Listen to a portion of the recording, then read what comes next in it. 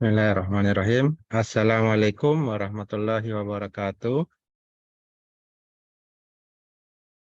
Alhamdulillah. Waalaikumsalam warahmatullahi wabarakatuh. Satu orang yang jawab. Waalaikumsalam warahmatullahi wabarakatuh. Ya.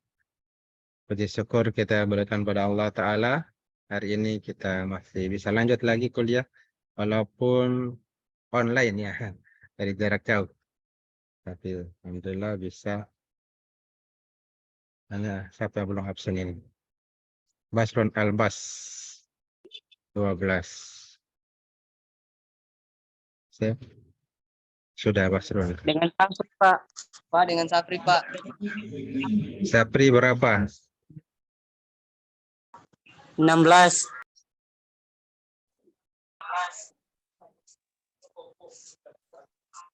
Ya, sudah.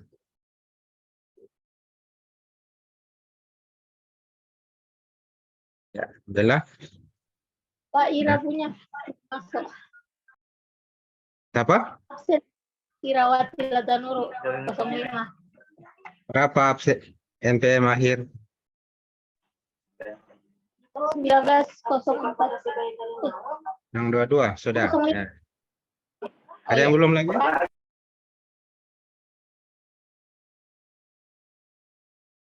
Lima tiga. Saya Pak belum. Berapa NPM? 2.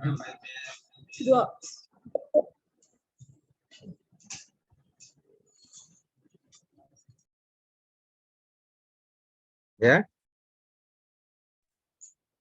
20 Pak.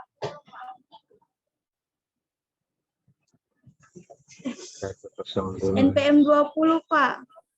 20. Sudah Sri Mulyana? Iya Pak. Ya, sudah. Iya Pak.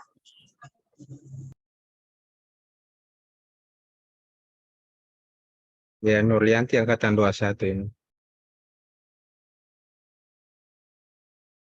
153. Oh, iya. Ya, sudah absen. Kita lanjut lagi. Tidak ada lagi absen? Ya, Alhamdulillah. Salatu wassalam ala nabiyina Muhammad wa ala alihi washabihi ajma'in amma ba'd. Mudah-mudahan kita semua sehat walafiat terus ya. Apalagi di bulan Rabiul Awal ya, di bulan di mana Nabi SAW dilahirkan. Nah, kita dianjurkan mengucapkan salawat kepada Nabi, Alladzina amanu, sallallahu alaihi wasallam taslima. Nah, berselawat. Bahkan Allah wa malaikatu yusholluna 'alan nabi. Mereka berselawat pada Nabi SAW. Kita juga dianjurkan untuk shollu 'alan nabi. Kama sholli wa sallim wa barik. Pada kesempatan ini kita lanjut lagi perkuliahan kita. Kuliah kelima tadi ya, di absen. Ini harus masuk pekan kelima ini. Mana materinya ini? Share screen. Dari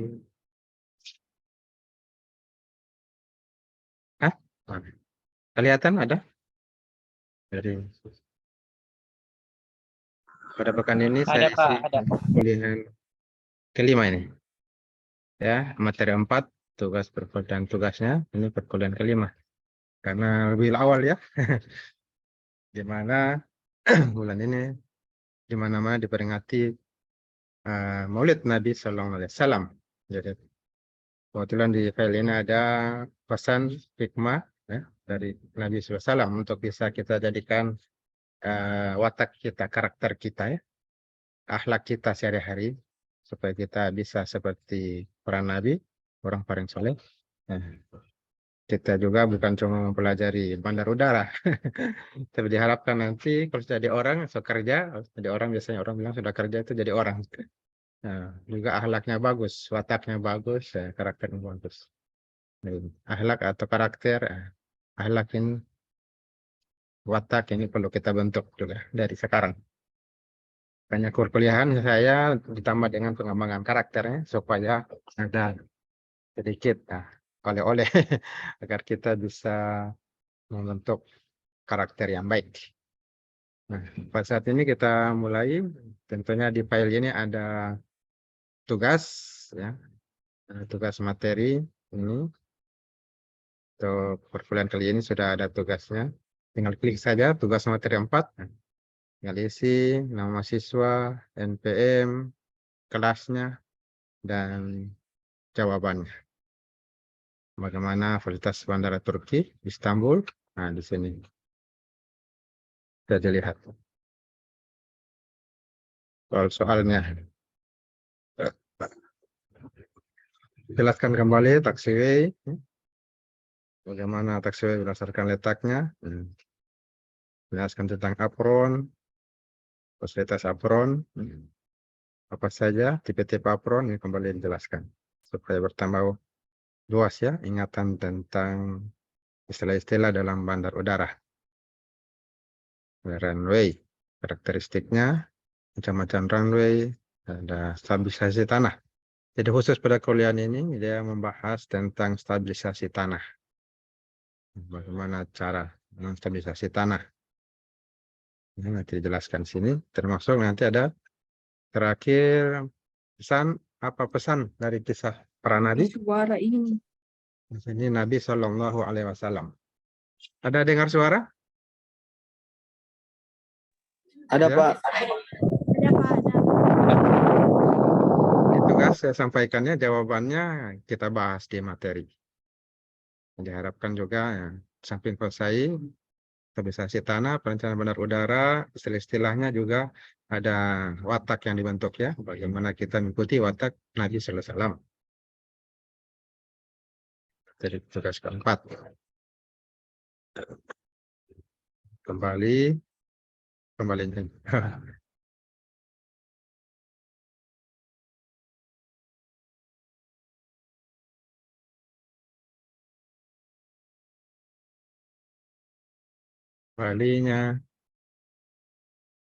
Oke. Kembali lagi.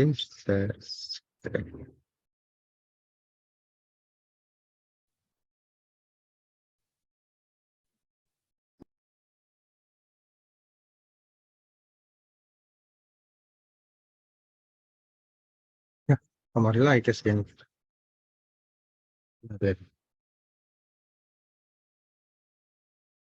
Perbesar tadi.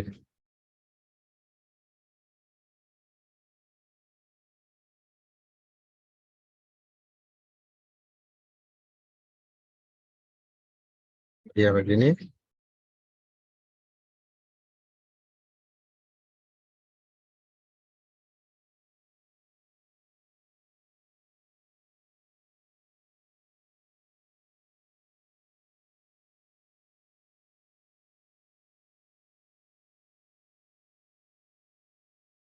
Tarkam. Sekarang kita lanjut lagi materi di classroom. Ya, ini tugasnya.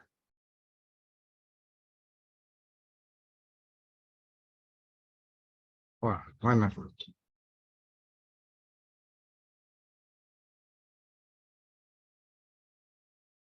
Oh, terlalu keluar materinya ini.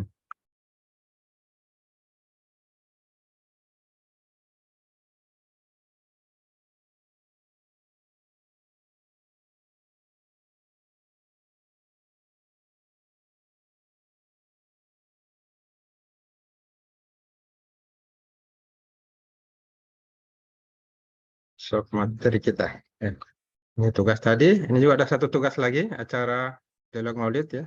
Bagi yang hadir, yang kaum muslim ada di Luwuk. Ternyata ada di luar daerah yang lainnya. Yang di Luwuk ya biasa hadir.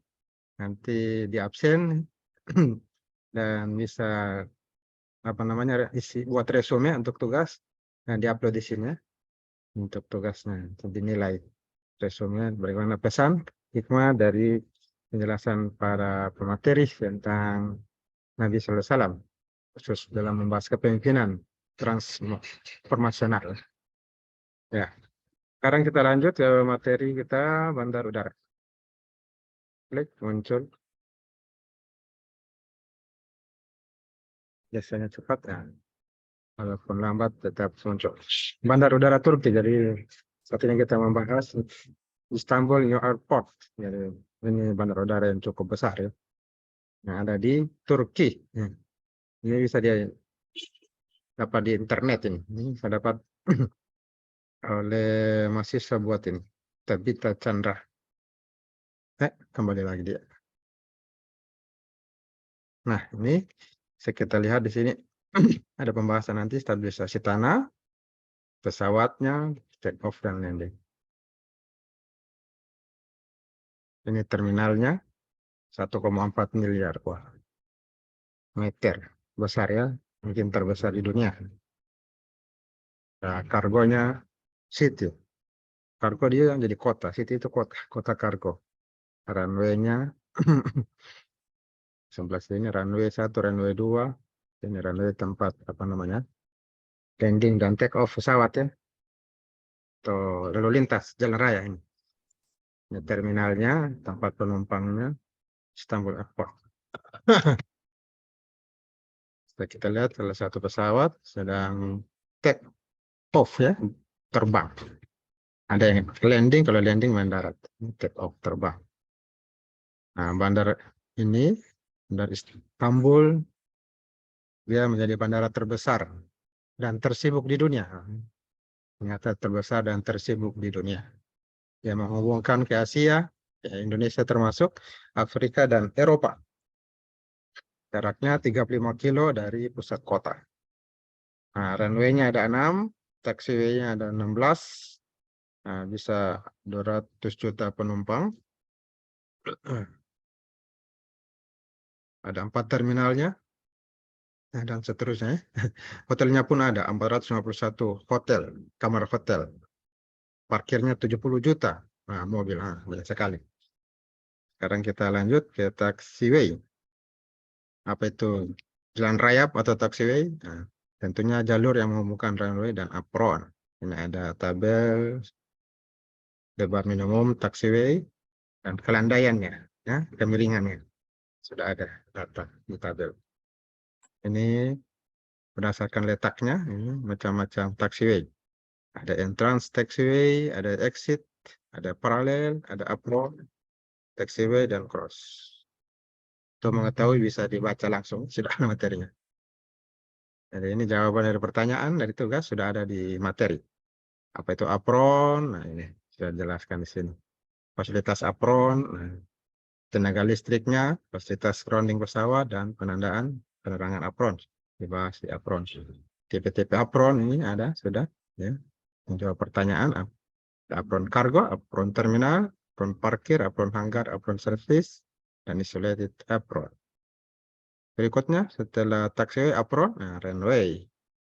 Tambahan wawasan kita mengingatkan tentang istilah-istilah dalam bandar udara, yaitu runway, landasan pacu. Nah, sudah ada di sini pengertiannya. Silakan dibaca. Bisa di copy, paste, langsung buka tugasnya. Nah, buka tugasnya dijawab sudah. Jadi gampang mengerjakannya. Materi ini kan sudah copy paste. Nah, ini bisa di copy paste dia.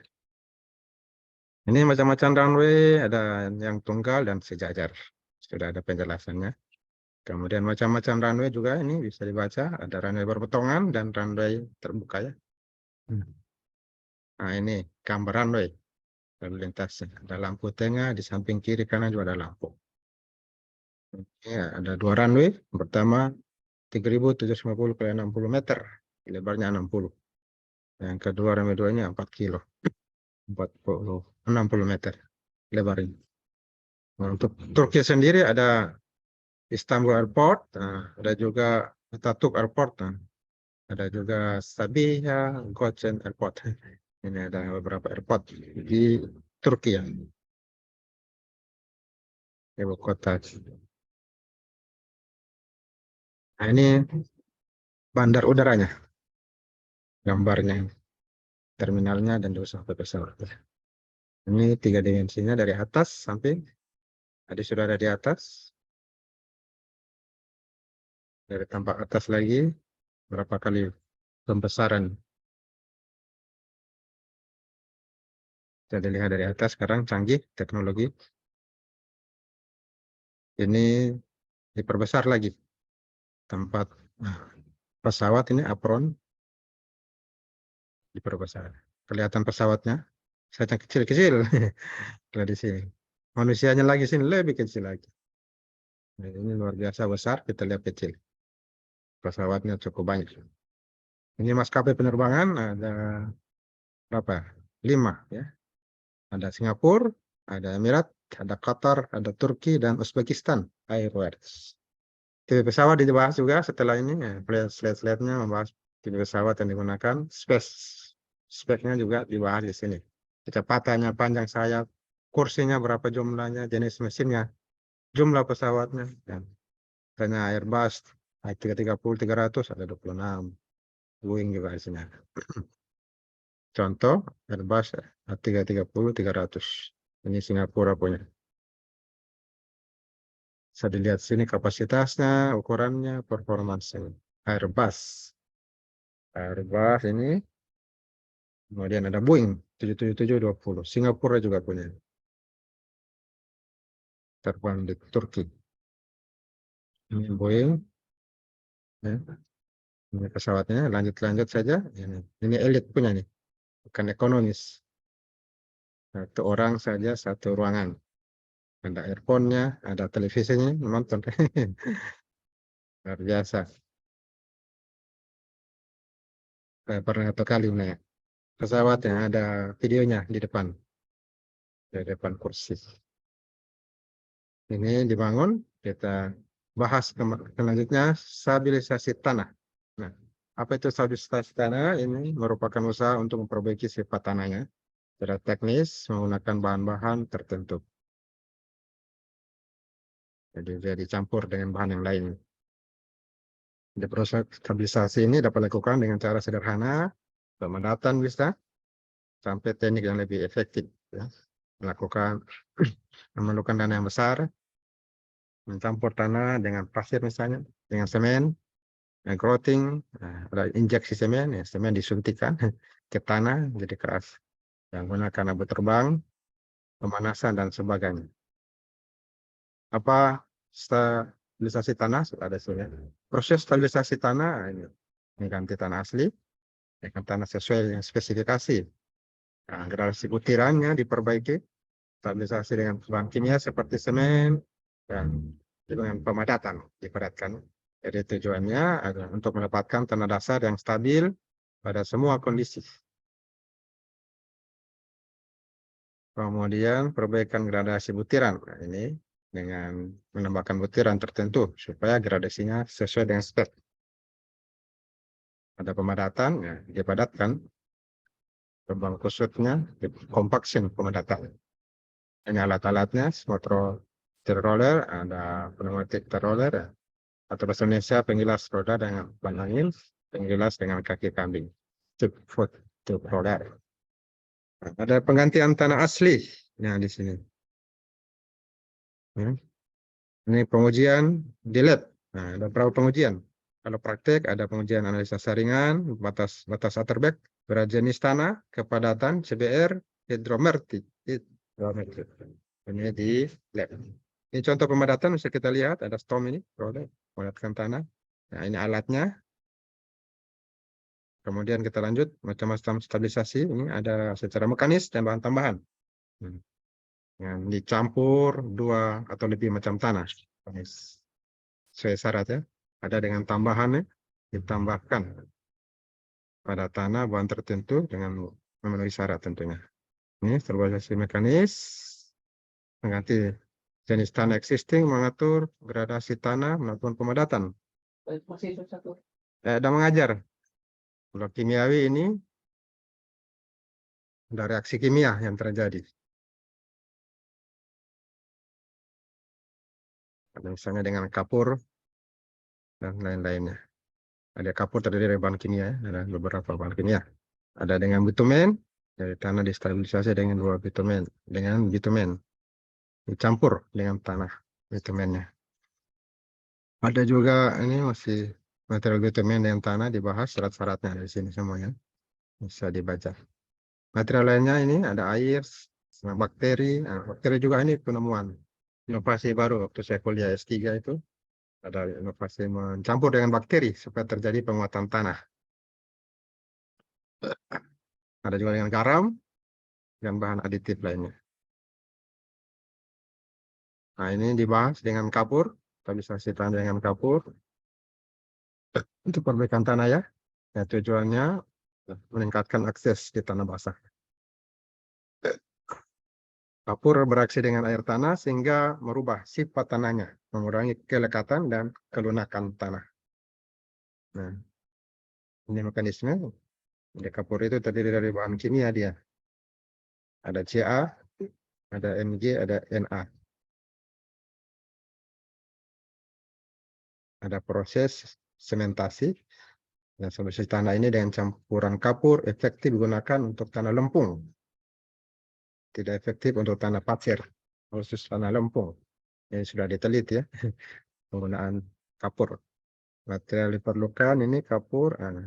Speknya ini ada CaO, kalsium oxide. Kandungannya ini bahan kimia. Saya jelaskan, bahkan kimia ya. C, A, ada O, ada H, kalsium hidroksida. Ini menunjukkan kapur bahan kimia. Yang dicampur bisa dengan tanah lempung, tentunya bisa meningkatkan stabilisasinya. Sepadan. Material diperlukan lainnya tanah, lempung, persentasenya tinggi, kemudian air, mengandung asam. Air laut boleh digunakan, tapi tidak boleh mengalami kontak dengan lapisan aspal. Ini sudah diteliti tentang airnya. Ini hasil penelitiannya bagaimana kandungan kapur terhadap kotekan bebas beberapa jenis tanah. Clay ini lempung kan, gravel clay, sandy clay, ini pasir lempung, pasir gravel kerikil, gabungan pasir. Jadi yang paling tinggi itu lempung, lempung. Nah, ini kendaraan yang digunakan mencampur ya, langsung dicampur oleh truk, teknologi tinggi. Ini pemberian kapur oleh ke tanah yang menggunakan truk. Campur, setelah itu ini ada lagi alat pencampur, ditambahkan air, ya. Nah, kemudian dipadatkan. Nah, jadilah tanah yang kuat ya. Dari sebelumnya distabilisasi jadi kuat tanahnya. Jadi demikian materi kita pada kesempatan ini. Kita membahas studi kasus Bandar Utara Turki. Khususnya kita bahas tentang pemadatan tanah. Dan satu lagi pada materi penutup, sebagai penutup kita isi materi pengembangan karakter ya, berbentuk karakter yang baik, akhlak yang baik. Pada kesempatan ini kita membahas kisah Nabi Muhammad SAW.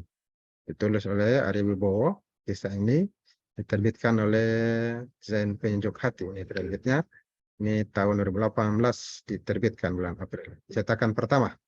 Nah, di sini dibahas pertama keadaan manusia saat itu, waktu zaman itu jahiliyah, jahiliyahnya bodoh, serba kekurangan ilmu. Allah Ta'ala mengutus Nabi Sallallahu Alaihi Wasallam pada mereka. Nah, pada saat dilahirkan beliau Sallallahu Alaihi Wasallam itu ternyata terjadi peristiwa besar. Kerajaan Persia berandanya jatuh, beranda Kisra jatuh, pengawal-pengawalnya ketakutan. Nah, ada juga saat itu api yang disembah ya menyala terus. Pada saat itu tiba-tiba mati. Api yang disembah kaum Majusi mati tiba-tiba. Ada apa ini? Tuhan kita padam, kata kaum Majusi. Nah, ini peristiwa besar menunjukkan kelahiran orang yang mulia. Pagi itu Senin 9 Rabiul Awal, ibunya Aminah namanya, berkata, segera panggil Abdul Muthalib, kakek bayi ini. Sampaikan padanya cucunya telah lahir. Nah, kakeknya datang dan sangat gembira. Namanya Abdul Muthalib. Dia berkata pada kaumnya, beri nama cucuku ini Muhammad. Kaumnya bertanya, apa makna nama itu? Wahai Abdul Muthalib, aku menginginkan ia berakhlak terpuji. Jawab Abdul Muthalib, kakeknya Nabi SAW. Muhammad SAW ini adalah keturunan dari Nabi Ismail AS, leluhur bangsa Quraisy. Nabi SAW, nah ini Nabi keturunan dari Nabi Ismail. Ismail ini anaknya Nabi Ibrahim alaihissalam. Kalau Ismail ini punya saudara Ishak, anaknya Nabi Ibrahim alaihissalam, itu yang keturunannya melahirkan Isa alaihissalam. Jadi luar biasa. Nama Nabi SAW itu adalah pujian ya. Ahmad Muhammad. Karena kakeknya menginginkan dia berakhlak terpuji. Jadi nama ini berkaitan juga dengan orang. Nama itu doa. Jadi kalau selalu diucapkan akan menjadi diaminkan, dikabulkan, akan menjadi orang yang terpuji. Kalau namanya Ahmad Muhammad. Nah, Allah Ta'ala memilih Halimah pada saat kecil. Rasulullah SAW dirawat oleh Halimah, ibu susunya, sebagai ibu susunya.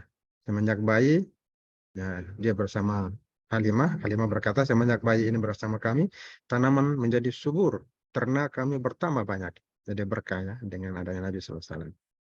Pada saat ayahnya meninggal, ya, beliau belum lahir beliau meninggal. Ibunya meninggal pun beliau masih kecil. Kemudian kakeknya juga meninggal, Nabi Muhammad SAW diasuh oleh pamannya. Abu Thalib ini pamannya. Kubur-kubur contoh daripada kuburan orang tuanya dan kakeknya. Nah, ketika beliau berusia 12 tahun, Muhammad SAW bertemu pendeta yang melihat tanda kenabian pada Nabi SAW. Ini memahami kitab Injil. Dan ada di Injil menjelaskan tentang sifat-sifat Nabi dan namanya Muhammad. Nah, dia lihat ini sudah ada orang ini. Nah, Nabi Muhammad SAW, beliau adalah orang yang mandiri. Dia rajin bekerja. Ya. Dia mengembala kambing dan juga berdagang, berbisnis dengan jujur. Nah, ini perlu kita teladani di Nabi SAW. Kaum Quraisy mengakui Nabi Muhammad SAW ini sebagai sosok amanah. Mereka panggil Al-Amin. Ya. Inilah Al-Amin, ya selalu jujur, tidak pernah berbohong, dan selalu menepati janji. Nah, ketika Nabi SAW berusia 40 tahun, ya, sebesar, macam saya ini 40 tahun, saat berada di Gua Hira, Allah mengangkatnya menjadi Rasul. Jadi Nabi, Rasul. Rasul itu, apa bedanya dengan Nabi? Kalau Rasul itu diturunkan wahyu kepadanya. Ya, Al-Quran diturunkan sana. Dan kemudian menjadikan pedoman dalam kehidupan masyarakat, solusi bagi masyarakat, individu, keluarga, masyarakat, negara, semuanya solusinya ada dalam kitab suci. Dan pada saat itu Muhammad SAW bertemu malaikat Jibril alaihissalam di Gua Hira, turunkanlah Al-Quran yang pertama. Malaikat Jibril alaihissalam mengajarkan surah Al-Alaq ayat 1 sampai 5, dan Rasulullah SAW dengan tekun menyimak dan menirukannya. Iqra' bismi rabbikal ladzi khalaq, khalaqal insana min 'alaq. Iqra' wa rabbukal akram alladzi 'allama bil qalam, 'allamal insana ma lam ya'lam. Itulah ayat yang pertama turun. Rasulullah SAW kemudian berdakwah di kota Makkah 13 tahun. Dan di Madinah, lanjut lagi Madinah 10 tahun, ada 23 tahun. Dalam perjuangan beliau, Allah Ta'ala pilihkan sahabat-sahabat yang memiliki teman-teman yang membantu dan menolongnya. Teman-teman contohnya Abu Bakar, Umar, Utsman, Ali. Pertama musuh jadi teman, Umar misalnya. Dan ada yang teman yang tetap menjadi teman. Nah, kemudian ada peristiwa Isra Mi'raj. Rasulullah berpindah, diutus naik buruk ya dalam kisahnya itu. Dari Makkah ke Makkah ini masjid di Ka'bah ya, kemudian terbang naik buruk ke Masjid Al-Aqsa di Madinah. Ini Isra namanya. Kemudian naik ke atas ke langit Sidratul Muntaha. Oke, sampai Sidratul Muntaha, naik ke langit 1, 2, 3, 4. Dan Nabi Ilyas alaihissalam sampai langit 4 terus 5, 6, 7 sampai di atasnya Sidratul Muntaha. Tempat bersamayamnya Allah. Allah alal arsy istawa, beristiwa dalam arsy. Nah, di sanalah kemudian Nabi SAW mendapatkan perintah salat 5 waktu. Seperti yang dilaksanakan kita umat Islam hari ini. Allah SWT dan malaikat bersalawat memuji ahlak Rasulullah SAW dalam Al-Quran. Rasulullah SAW adalah uswatun hasanah. Walakum fi rasulillahi uswatun hasanah. Daripada kalian, pada diri kalian itu, untuk kalian pada diri Rasulullah, fi Rasulullah, pada diri Rasulullah terdapat uswah, teladan yang paling baik, uswatun hasanah. Akhirnya kemudian Islam disebarkan, meliputi seluruh dunia. Jadi Allah Ta'ala menangkan dakwah Rasulullah SAW sehingga Islam tersebar ke seluruh dunia. Sampai di Indonesia, sampai di kota Luk, banyak orang Islam. Ini karena dakwah Rasulullah SAW meliputi seluruh dunia. Dan sebelum Allah Ta'ala mewafatkan beliau, Nah, beliau wafat 63 tahun. Nah, turunkanlah surah yang terakhir Al-Maidah ayat 3. Al-yawma akmaltu lakum dinakum wa atmamtu alaikum ni'mati wa raditu lakumul Islam madina. Pada hari ini telah kusempurnakan untukmu agamamu, cukupkan untuk atas kalian nikmatku dan telah kuridai Islam sebagai agama bagi kalian. Ini tanda menunjukkan Islam sudah sempurna. Kalau ada yang mengerti, turunnya ayat ini menunjukkan bahwa Rasulullah SAW sudah berakhir ditugaskan di dunia. Maka saat itu ada salah satu yang mengerti, yakni Abu Bakar As-Siddiq. Dia menangis, bersedih. Orang biasa-biasa saja, tapi dia menangis karena dia paham. Ayat ini menunjukkan Islam sempurna, maka menunjukkan Nabi SAW juga sudah berakhir hidup, tugasnya di dunia. Itulah luar biasa Abu Bakar, sahabat Nabi SAW, yang kemudian menjadi khalifah pertama ya. Khalifah itu pengganti beliau dalam memimpin negara, memimpin masyarakat. Bukan mengganti sebagai nabi, khalifah itu mengganti beliau sebagai pemimpin negara. Beliau khalifah pertama. Abu Bakar As-Siddiq. Memang orang yang paling paham di antara para sahabat. Dan jamin masuk surga. 10 orang masuk surga di antaranya beliau. Nah, apa pesan hikmah yang bisa kita ambil dari kisah ini? Nah, di antaranya kita mahasiswa maupun dosen diharapnya paham arti dari nama masing-masing. Nah, siapa nama masing-masing harus dimengerti apa artinya. Kayak Mukhtar artinya terpilih, orang terpilihnya. Mudah-mudahan ya dia orang terpilih. Ya, begitu juga nama yang lainnya, sebaiknya mengerti apa artinya. Kemudian kita mahasiswa, dosen yang diharapkan bisa memiliki watak atau karakter atau akhlak Rasulullah SAW, yaitu Siddiq, beliau jujur, tidak suka bohong. Nah, beliau amanah, artinya tanggung jawab, bertanggung jawab, dapat dipercaya. Beliau fatanah, beliau ini orangnya tekun, rajin, belajar, cerdas, dan teliti. Dan tablik. Tablik itu menyampaikan kebenaran. Apa yang benar dia sampaikan. Berbicara dengan baik, lemah lembut, santun, dan seterusnya. Nah, kemudian akhlak Rasulullah SAW ini ketika ditanya Aisyah, istri Nabi SAW, apa akhlak Rasulullah? Dia jawab Al-Quran. Jadi Al-Quran itu adalah akhlak Rasulullah. Allah memuji Rasulullah SAW seorang yang berakhlak mulia. Jadi salah satu juga untuk membentuk akhlak, karakter, watak itu adalah mempelajari Al-Quran, membaca Al-Quran. Nah, bagaimana cara membaca Al-Quran? Sudah saya upload video, beberapa video. Bisa dinonton bagaimana mengenal huruf-huruf Arab, huruf-huruf Al-Quran. Dengan begitu diharapkan bisa membaca Al-Quran dan bisa memahami artinya, bisa mengetahui bagaimana akhlak Rasulullah yang ada dalam Al-Quran. Nah, yuk bersama orang tua kita, teman kita, guru kita, mengenal Rasulullah, keluarga, dan kemudian akhlaknya. Bisa ini hafalkan hadis, kalau mau hafal, akmalul mu'minina imanan ahsanuhum khuluqa. Baik-baik kalian yang paling bagus akhlaknya. Dan akhirun nasi anfa'uhum linnas. Sebaik-baik manusia yang terbaik itu adalah yang bermanfaat bagi yang lain. Nah, inilah materi kita, mudah-mudahan